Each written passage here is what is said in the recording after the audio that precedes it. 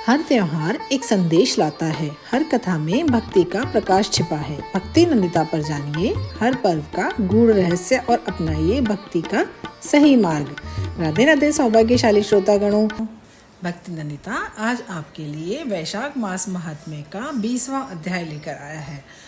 19वें अध्याय में आप सबने देखा कि विष्णु भगवान ने प्राण के महत्व को सबसे अधिक उत्तम बताया है और प्राण को ही समस्त सृष्टि और देवगणों का युवराज बनाया। वैशाख महात्म्य की इस श्रृंखला में आपका स्वागत है। अब हम बढ़ते हैं 20वें अध्याय की तरफ।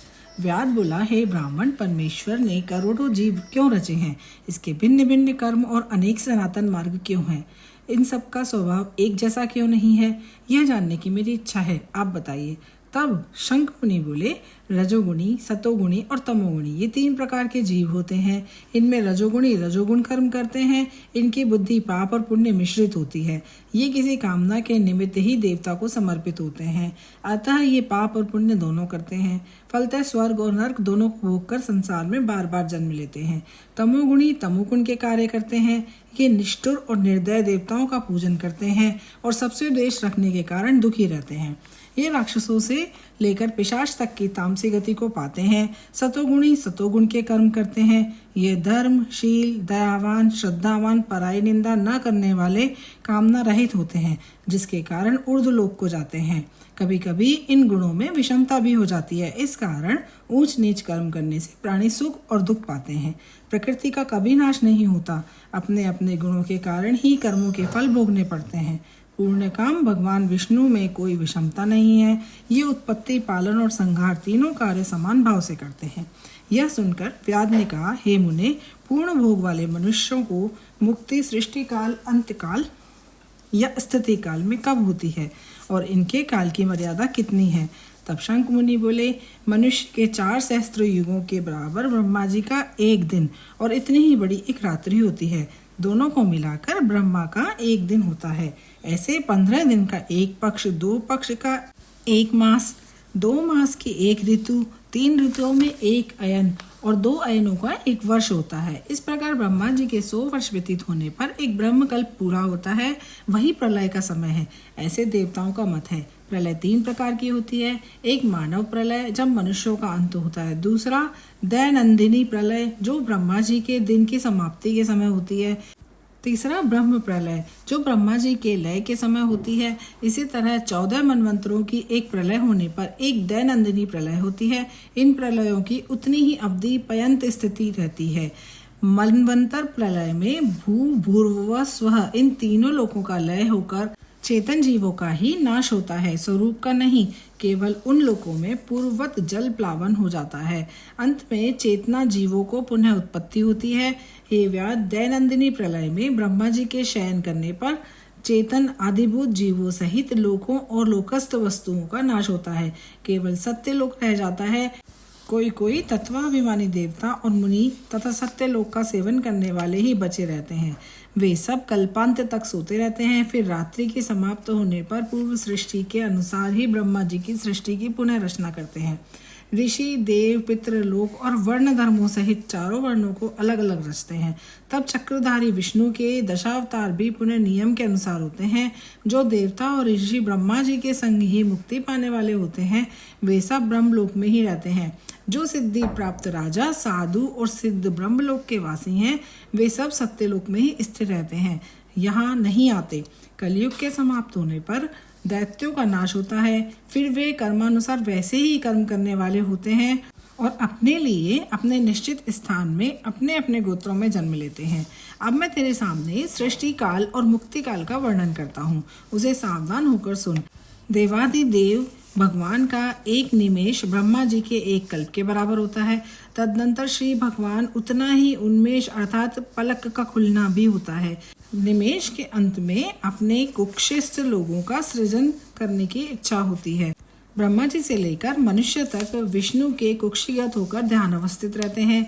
उन्मेष के प्रथम भाग में चतुर्व्यूहात्मक विभूषांग होकर व्यूह में स्थित ब्रह्मा जी को सायुज्य मुक्ति देने के पश्चात महात्माओं को तत्व ज्ञान रूपी सायुज्य मुक्ति देते हैं।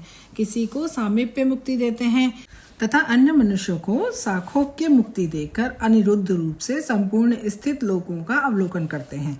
प्रद्युम्न से सृष्टि के रचने का विचार करके माया, जया, कृति और शांति आदि शक्ति से युक्त महाविष्णु भगवान भिन्न कर्म और आशय वाले लोक की रचना करते हुए स्वयं पूर्व काल में नेत्र खोलते हैं और अंत में फिर योग माया का आश्रय लेते हैं।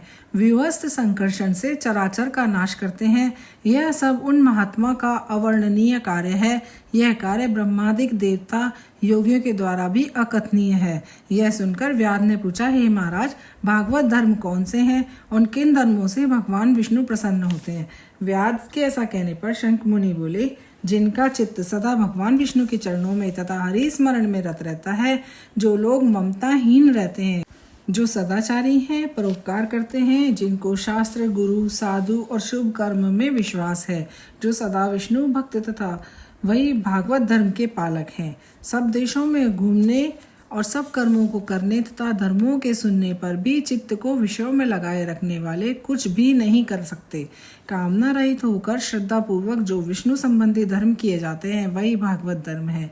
इस लोक और परलोक में सुख देने वाले धर्म लक्ष्मी जी को भगवान ने वैशाखोक्त धर्म बतलाए हैं, जो विष्णु भगवान को प्रसन्न करते हैं। धन पाकर बावड़ी, कुआं, सरोवर आदि बनवाने, मार्ग में छाया दान करना, छतरी, जूता, खड़ाऊ, सुगंधित द्रव्य, कपूर, पुष्प, तांबूल, गौरस, शहद, चटाई, कंबल, पलंग, वस्त्र, अन्न, गोदान, रास्ते के थके हुए ब्राह्मणों आदि के चरण धोना, पंखे से हवा करना, उपटन करना, शरबत पिलाना, नमक मिली छाछ, ईख, ककड़ी और रसायन का दान, ये कार्य संपूर्ण पापों को नष्ट करने वाले हैं।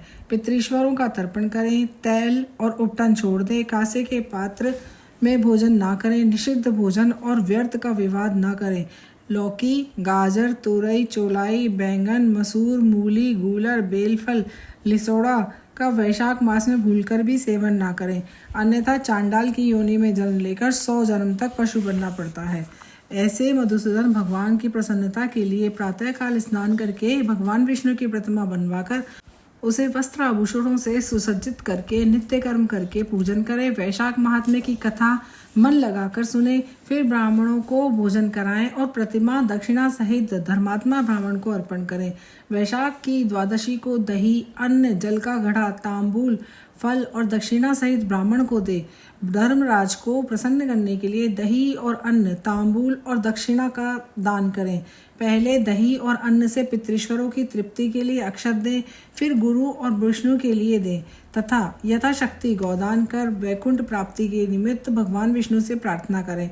ऐसा करने वाला सब पापों से छूटकर अपने 100 कुलों का उद्धार करके सूर्यमंडल को वेद विष्णु के परम धाम को जाता है। जब श्रुति देव जी वैशाख मास के धर्मों की कथा कह रहे थे, उसी समय वहां एक पंचशाखी वृक्ष पृथ्वी पर गिर पड़ा। उस वृक्ष की कोटर से एक बड़ा भयंकर सर्प निकला, जो तत्काल ही अपनी पाप रूपी देह को त्याग कर हाथ जोड़कर सिर झुकाकर वहां बैठ गया। तो ये था हमारी कथा सीरीज का 20वां अध्याय। अब आगे की कथा जानने के लिए आप हमारे चैनल भक्ति नंदिता को सब्सक्राइब कीजिए, हमारे वीडियो को लाइक करें, शेयर करें और कमेंट करें। और हाँ, कथा की सीरीज को पूरा जरूर सुनिएगा। कहा जाता है कि कथा को पूरा सुनने से अक्षय फल की प्राप्ति होती है और कथा श्रवण का पूरा लाभ हमें मिलता है। जय श्री हरि, धन्यवाद।